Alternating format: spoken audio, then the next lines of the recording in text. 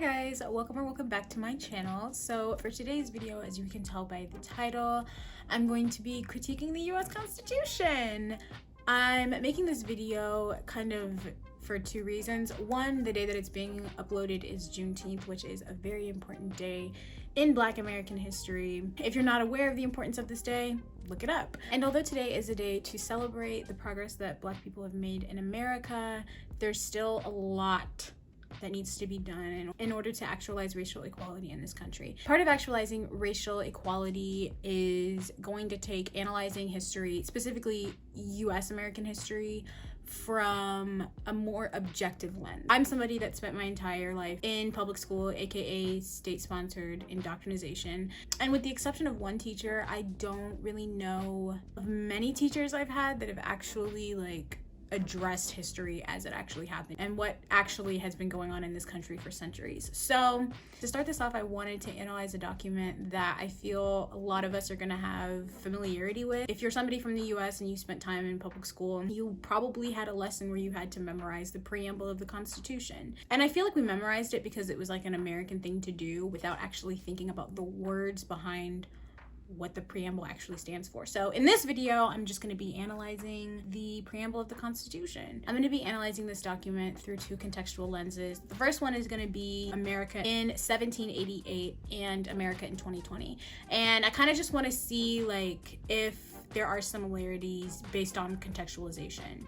Okay, it'll make sense as I go on. I'm kind of bad at explaining things, but that's basically what I'm doing. Basically going to be analyzing the document from the context of 1788 America, and then analyzing the document in the context of 2020 America and seeing if there are similarities. Also a disclaimer, yeah, this is a critique of the US Constitution because this is a system that needs to be critiqued heavily. And I feel like, at least personally as an American, I don't feel like it's very open in our culture to critique institutions that have been around for centuries. And I think we need to stop being afraid to admit that America has failed in some ways and that we need to progress in a lot of ways. So yeah, that's basically what this video is.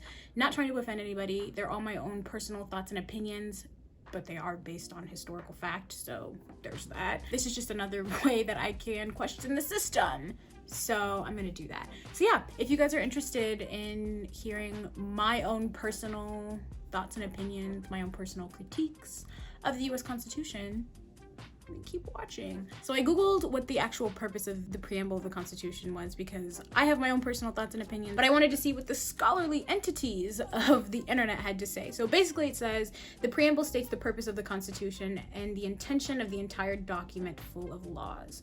The preamble is not actually a law or a legal document, but it is used to make clear what to expect in the Constitution. We start the first line. We the people of the United States. And we actually have to stop right there because there's a point of contention. We the people? You mean rich, white, landowning men, because that's literally the only people you were referring to. Those are the only people in the room when the preamble of the Constitution or the Constitution in general was written. And it's also the only people that this system was ever meant to serve. Just saying. So you're excluding slaves, you're excluding women, you're excluding poor people. So literally, who is we the people? We the people that have an excess amount of resources. So yeah, we the people, my ass. Then if we're looking at we the people of the United States in the lens of 2020, pretty sure it's still just rich, land-owning white men. Obviously, steps of progress have been made. I'm not trying to completely erase that. Women have more representation, not accurate, but more representation. Black people do have more rights in this country than they did in 1788. There has been progress made in some aspects, but I feel like there's this misconception that because, we passed the 19th Amendment, because of the 13th Amendment, because of the Civil War, there's this misconception that because these events have happened, that means that there's no longer racism in our country. There's no longer systemic patriarchal oppression going on. That's just not the case. So I feel like in this context, we the people of the United States, in 2020, it looks like a more inclusive collective pronoun, we, But in actuality, it is still a system that's based off of privilege, whether that's economic, racial, gender, sex specific, whatever. It's still a system that excludes a lot of people. So yeah, the line "we the people of the United States" is, in my opinion, kept the same energy, very exclusive, carries like a fallacy of inclusion that is getting better, but still has a long way to go and is nowhere near where it should be at this point in time. On to the next line. It reads, "In order to form a more perfect union." We have to stop again. Oh my God. I don't understand why in America there's an obsession with perfection, you know, like Trump's slogan, like "Make America Great Again," form a more perfect union. America has not been great for a large demographic of people literally from the founding of this country. So what the fuck do you mean "Make America Great Again"? It's the same thing with form a more perfect union. Form a more perfect union? Perfection is not a spectrum. There isn't fluidity to perfection. There's a threshold. You reach perfection and then that's it. There is no improvement upon, there is no regression from. It's perfection. It's a point. It's not like, oh, we can be more perfect. Oh, we can be less like it's perfection. It literally means free of flaws. So yeah, 1788 America is basically of the assumption that everything is perfect, a more perfect union. Wow, okay. 2020 America, in order to form a more perfect union, I would say that the sentiment probably still rings the same. There is a huge misconception in dogmatic American culture that this is a perfect country.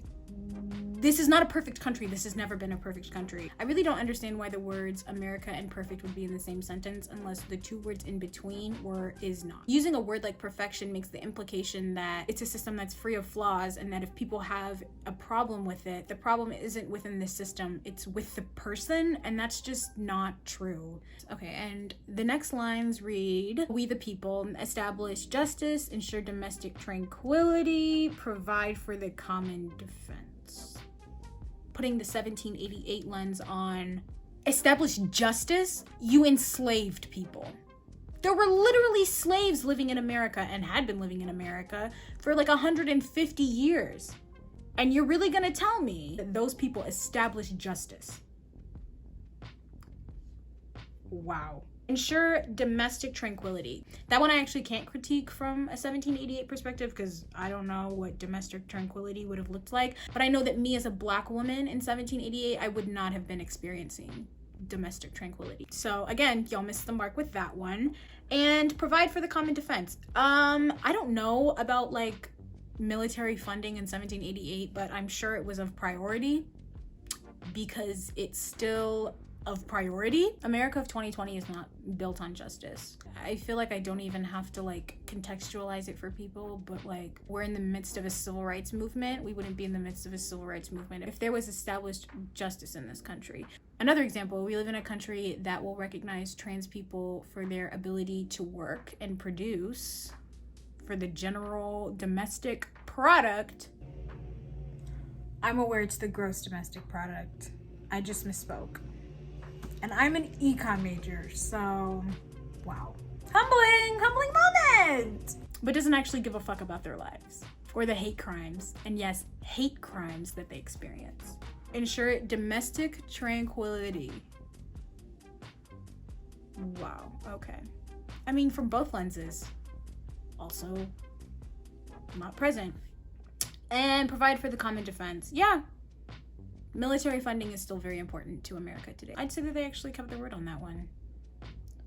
And then as we continue, it says, I'm going back to "we the people" because I'm in the middle of a sentence, but basically, "We the people promote the general welfare and secure the blessings of liberty to ourselves and our posterity." Promote general welfare?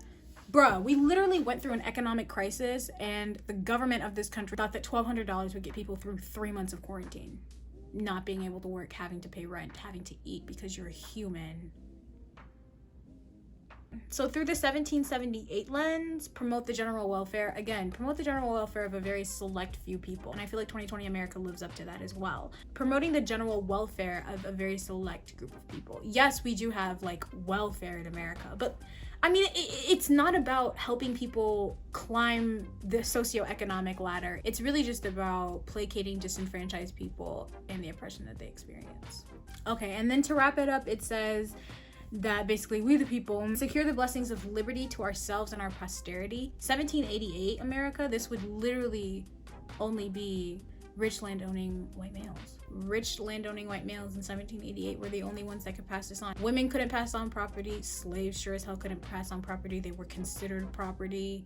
Poor people, what are you gonna own? Like, you were excluded from this experience of liberty. True, genuine liberty. America 2020, I would say, yeah, that liberty is passed on to the privileged. You no longer live in a system that solely because you're black, you can't advance. Solely because you're a woman, you can't advance. But be not mistaken, inequality in all of its manifestations is a lot more covert in American society than it was before. Yeah, in order to pass things on, you just gotta have a lot of privilege. And again, like, inequality and ensuring inequality in American society is a lot more covert than it used to be, but it still exists. And if we're gonna pretend that it can't be precipiced upon the fact that somebody is black, somebody is a woman, somebody is trans, somebody is gay, somebody is of a different race or nationality, not everybody has liberty, and not everybody can pass liberty on to their offspring or to their communities, their offspring, whatever.